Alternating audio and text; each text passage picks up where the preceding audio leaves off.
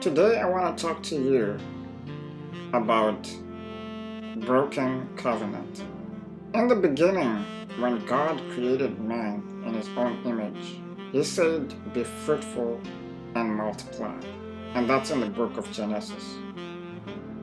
But then when we look at again going on from the book of Genesis all the way the whole entire Bible, we see that covenants were being broken by the children of Israel.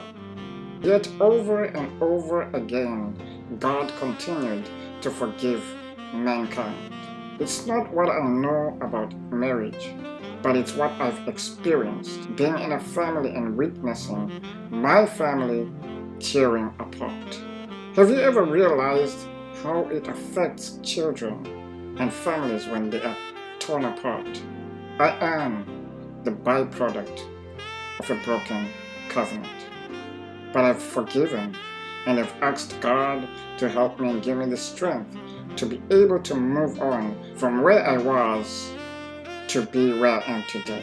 My dad didn't only break a covenant with my mom, but he broke that covenant with God as well. He broke the covenant with us, his children. It took many years for me to heal from pain, anger, and hatred as well for what my father did. If you break a covenant with your spouse, remember one thing: you're breaking that covenant with your kids. When a covenant is broken, it affects the child's future. I want to talk to single mothers, single dads, children that have to be going from one parent's house to another. Let me tell you something. Forgive. Don't carry the burden of the broken covenant in your life, in your future. You will never understand why it had to happen that way. You will never understand why your parents had to decide on separating. But what I want you to do is to forgive. Face life. Move on. I faced life and I've moved on. If my parents were still together today, I wouldn't be where I am right now.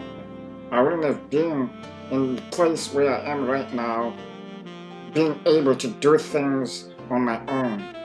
So I want to ask you, mothers, fathers, children, and maybe young adults and adults, if you've been hurt before, just let go. Forgive before it's too late. Move on. Look at it as an opportunity to your greater future. God was always graceful to Israel and he gave them a second chance. So give that person a second chance. What I'm saying is don't go back, but move on. Let go and face life. Ask God to give you the strength and help you to keep the covenant and never to break it.